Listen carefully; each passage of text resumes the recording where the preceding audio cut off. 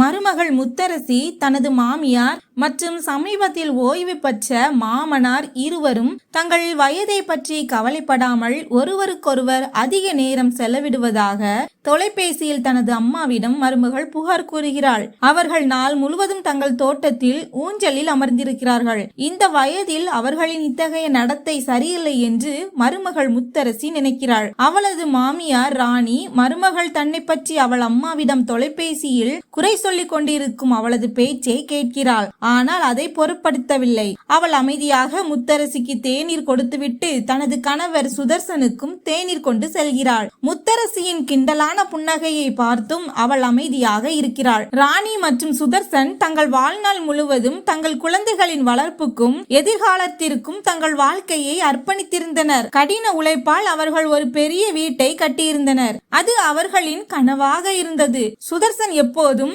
நமக்கு வயதாகி என் ஓய்வுக்கு பிறகு தங்கள் நேரத்தை ஒன்றாக செலவழிப்பதாக ராணியிடம் உறுதியளித்திருந்தார். இப்போது அவர் தனது வாக்குறுதியை நிறைவேற்றுகிறார். அவர்களின் குழந்தைகள் இப்போது தங்கள் வாழ்க்கையை அவர்களே அமைத்துக் கொண்டுள்ளதால் சுதர்சனுக்கும் ராணிக்கும் இப்போது தங்களுக்காக வாழ ஒரு வாய்ப்பு கிடைத்துள்ளது.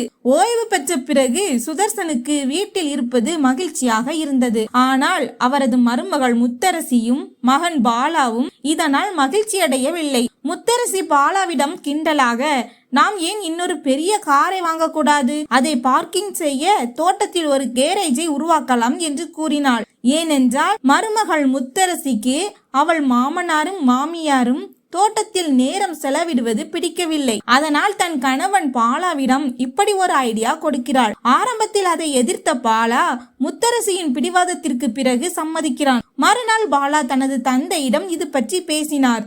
தாங்கள் ஒரு புதிய காரை வாங்க விரும்புவதாகவும் அதை நிறுத்த தோட்டத்தை ஒரு கேரேஜாக மாற்ற விரும்புவதாகவும் அவன் கூறினான். மேலும் மரங்களின் வேர்கள் வீட்டின் சுவர்களை பலவீனப்படுத்துகின்றன என்றும் முத்தரசி மற்றும் அம்மாவால் அவற்றை பராமரிக்க முடியாது என்றும் கூறினார். இதை கேட்டு அவன் அம்மா ராணி அதிர்ச்சியடைந்தார்.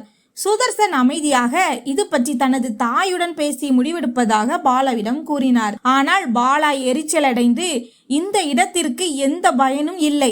நீங்கள் இருவரும் இந்த வயதில் ஊஞ்சலில் ஒன்றாக நேரம் செலவிடக் கூடாது என்று கூறினான். மக்கள் எங்களை பற்றி என்ன நினைப்பார்கள் என்றும் அவன் கூறினான். பாலாவின் பேச்சு மற்றும் கிண்டலால் அவன் அம்மா அப்பா இருவரும் மிகவும் வருத்தப்பட்டார்கள். பாலா அவர்களிடம், நீங்கள் உங்கள் வயது உள்ளவர்களிடம் பழகி பேச வேண்டும், சின்ன பிள்ளைங்க போல நடந்து கொள்ளக்கூடாது என்று கூறிவிட்டு பாலா அங்கிருந்து செல்கிறான். சுதர்சன் இரவு முழுவதும் இதை பற்றியே யோசித்துக் கொண்டிருந்தார். அடுத்த நாள் காலை சுதர்சன் அமைதியாகவும் மகிழ்ச்சியாகவும் எழுந்திருக்கிறார். அவர் தன் கையால் தேநீர் தயாரித்து அவர் மனைவி ராணியிடம் கொடுக்கிறார். ராணி சுதர்சனிடம், நம் மகன் இப்படி பேசிவிட்டானே, என்ன செய்ய போறீங்க என்று அவரிடம் கேட்கிறாள். ஆனால் சுதர்சன் அவளை அமைதியாக இருக்க சொல்கிறார். அன்று ராணி மிகவும் வருத்தத்தில் இருந்தாள். யாரிடமும் பேசவில்லை. மாலை வீட்டின் வெளியே தோட்டம் குத்தகைக்கு என்ற பலகையை பார்த்து பாலா ஆச்சரியப்பட்டான். அது யாருக்காக என்று தனது தந்தையிடம் பாலா கேட்கிறான். அதற்கு அவர் அமைதியான குரலில், தனது அலுவலகத்தில் வேலை செய்த தனது நண்பர் அடுத்த மாதம் ஓய்வு பெறுகிறார். அவர் இந்த வீட்டில் இருந்து தோட்டங்களை பார்த்து கொள்வார் என்று பதிலளிக்கிறார். இதை கேட்டு பாலாவும் அவன் மனைவி முத்தரசியும் பதற்றமடைகிறார்கள். அப்போது சுதர்சன் கடுமையான வார்த்தைகளில் பாலாவிடம் கூறுகிறார், நீயும் உன் மனைவியும் தானே எங்கள் வயது உடையவர்களிடம் இருக்க வேண்டும் என்று சொன்னீங்க. அதனால் நாங்கள் என் நண்பருடன் இந்த வீட்டில் இருக்கிறோம்.